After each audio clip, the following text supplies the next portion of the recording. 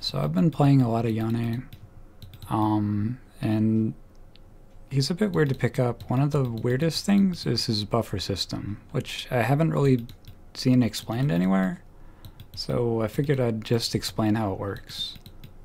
So the main thing that kept pissing me off is like when an easiest example is just like you use your E and then you're comboing people and then oh I want to get my R off and then you press it a little too late or it just comes off cooldown too late, or your Q3 you're trying to use before you go back and then you go all the way back and then it uses your cooldown.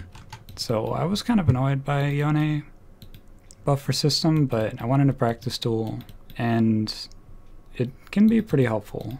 So the easiest example of how it works that I can show is oops. Alright, there we go. So I'm just gonna press Q and W right after each other, no timing really.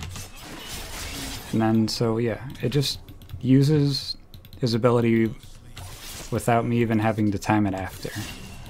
So yeah, QW. And he just uses it the first frame he can.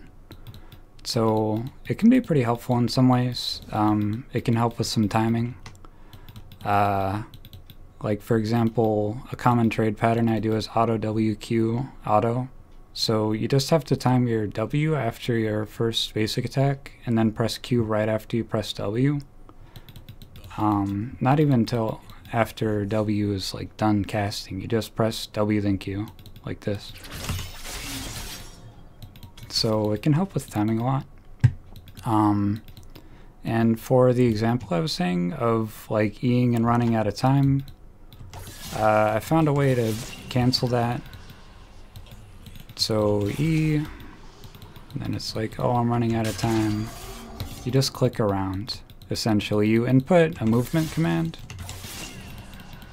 So I'm gonna press E then Q so it would buffer when I came back. And then I just click around and it cancels my use of my Q. Same with R and all that. And for a lot of situations it can be helpful to buffer things out when I come back too.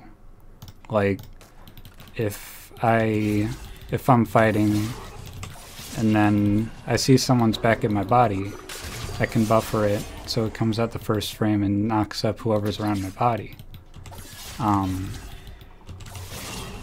I can buffer my R2, I can buffer my W, I can buffer whatever. A nice thing to do is leaving your E near a wall and then coming back and buffering it to go over the wall. So yeah, you can buffering moves when you just have to press the button any time when you're coming back to your body. And yep. So it's pretty helpful.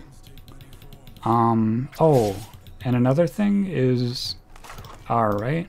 So you have like all these champions, like this is a tank, this is a ADC. For example, you want to hit the ADC and you R them both, and it's like, yeah, you just kind of use your abilities, and it's like, it's good damage, but you want to weave some autos in on the ADC.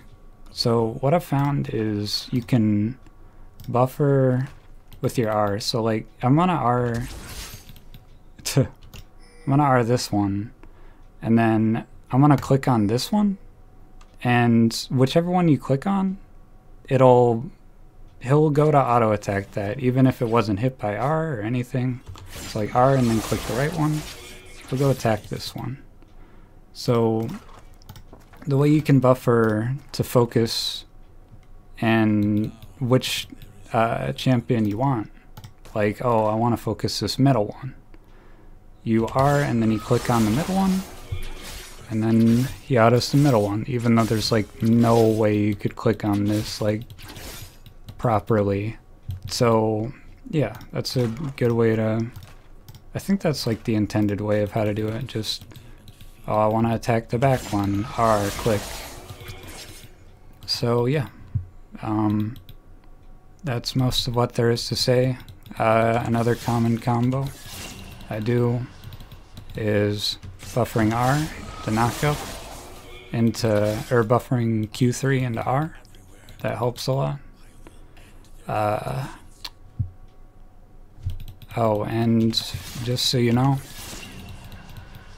kind of unrelated, but if you use your R too close, see, you can see the airborne showing that they're CC'd. If you're too close, your Q3 will not link into your R, just because the knockup isn't long enough. You have to use it from further away, and then they're CC'd until you use your ultimate. They're CC'd into your ultimate.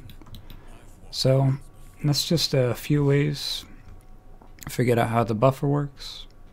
Yeah, hope it's helpful.